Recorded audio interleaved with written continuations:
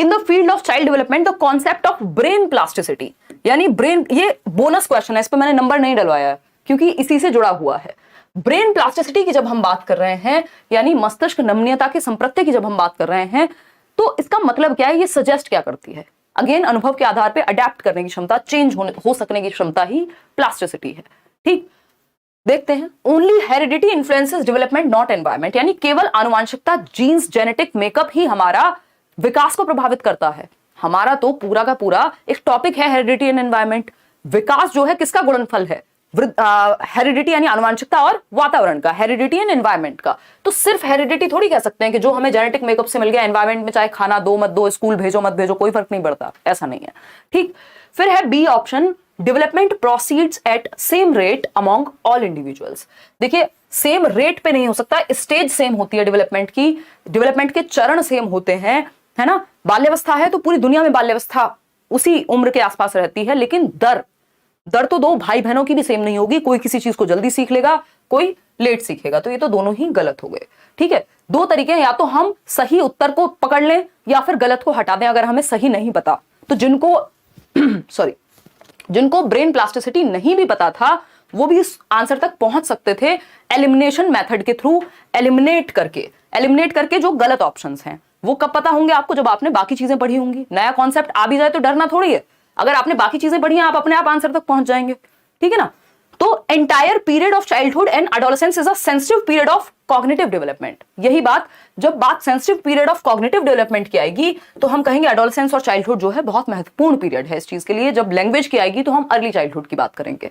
ठीक है, तो बाल्यावस्था और किशोरावस्था की जो पूरी अवस्था है वो संज्ञानात्मक विकास के लिए संवेदनशील अवस्था कहलाती है, बहुत ही क्रिटिकल या इंपॉर्टेंट पीरियड कहलाता है। ठीक है ना। तो ये एक बात हो गई, इसी को हम प्लास्टिसिटी से जोड़ रहे हैं कि इस टाइम पे आपका ब्रेन सेंसिटिव है, ये वो पीरियड है जब ब्रेन का डेवलपमेंट मैक्सिमम हो सकता है, संवेदनशील है उस टाइम पे। Development in one domain doesn't influence development in another domain. अब ये बात हमने पढ़ी है कि विकास के जो तीन मुख्य प्रकार हैं, PCSE, SE एक साथ ही काउंट होता है इसलिए तीन मुख्य प्रकार हैं, फिजिकल, कॉग्निटिव, सोशल इमोशनल, शारीरिक, संज्ञानात्मक, सामाजिक और संवेगात्मक। तो ये सारे आपस में जुड़े हुए हैं। शरीर में चोट लगेगी, मन भी ठीक महसूस नहीं करेगा, है ना। तो ये क्या हुआ, मतलब इसका सिंपल ये है कि भैया इंटर रिलेटेड होते हैं, अंतः संबंधित होते हैं विकास के जो पक्ष हैं, क्षेत्र हैं। ऐसा नहीं है किसी का किसी पे कोई प्रभाव नहीं पड़ता, है ना। ब्रेकअप होने पे 4 दिन तक पढ़ते नहीं है लोग, कोई डेथ हो जाए आसपास तो पूरा डिस्टर्बेंस हो जाता है। ऐसा थोड़ी आप उस समय पे काम करना नहीं जानते हैं कोई, बट इमोशंस हिले हुए हैं, है ना। जैसे हमारे जो टाइपिस्ट हैं उनकी मदर की डेथ हो गई है तो अभी वो 2-3 दिन छुट्टी पे है, तो ऐसे थोड़ी उनको टाइपिंग नहीं आती है, बट इमोशंस हिले हुए हैं, काम नहीं करेंगे उस समय पे या सही महसूस नहीं कर रहे हैं तो दिमाग भी ठीक से काम नहीं कर रहा। तो फिजिकल, कॉग्निटिव, सोशल, इमोशनल चारों जो एस्पेक्ट हैं वो जुड़े हुए हैं। ठीक, तो ये तीनों ही बातें गलत थी, तो एक ही ऑप्शन बचेगा जो अपने आप में सही हो जाएगा। कोई पांचवा ऑप्शन तो सही होगा नहीं भाई, आंसर आपके सामने है, यही है, इन 4 ऑप्शंस में से कोई एक होगा। तो C option is the only right answer over here कि प्लास्टिसिटी क्या है, वो पीरियड जो सेंसिटिव पीरियड है ब्रेन डेवलपमेंट के लिए, क्या है, चाइल्डहुड और एडोलेसेंस। इसमें 2 प्रकार की ब्रेन प्लास्टिसिटी होती है, एक है आपका स्ट्रक्चरल प्लास्टिसिटी, दूसरी है फंक्शनल प्लास्टिसिटी।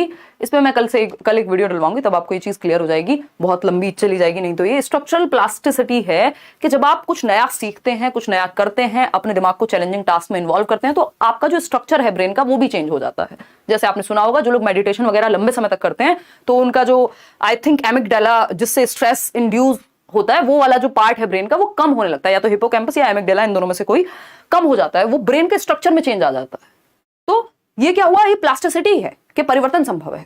दूसरा है फंक्शनल प्लास्टिसिटी। मान लीजिए चोट लग गई, आप हाथ आपके काम नहीं करते किसी एक्सीडेंट की वजह से, तो लोग, आपने सुना होगा जिनके हाथ नहीं है वो पैरों से भी लिखना सीख लेते हैं, या राइट हैंड से लिखते थे, कोई दुर्घटना घट गई, राइट हैंड से नहीं लिख पाएंगे, आपने लेफ्ट से सीख लिया, तो ब्रेन का दूसरा हिस्सा फंक्शनल हो जाता है उस काम को लेकर के। तो ये 2 प्रकार की प्लास्टिसिटी होती है। खैर, इस पे एक वीडियो आप अलग से भी देखिएगा। आते हैं क्वेश्चन नंबर 2 पर। अब जवाब देंगे पोल में, बहुत लंबी कहानी चल गई, ठीक है ना। बहुत बढ़िया, बीपीएससी का सिलेबस, अरे टेंशन ना लो यार, उसके लिए बैच आ गया है, और जो प्रैक्टिस वगैरह हो गया, जो भी मैं कर सकते होंगी उस पर मैं चर्चा कल करूंगी, उस पर एक अलग से वीडियो ला करके आपसे बात कर लूंगी, ठीक है ना। देखिएगा पोल में जवाब दीजिए, फटाफट से आगे बढ़ेंगे।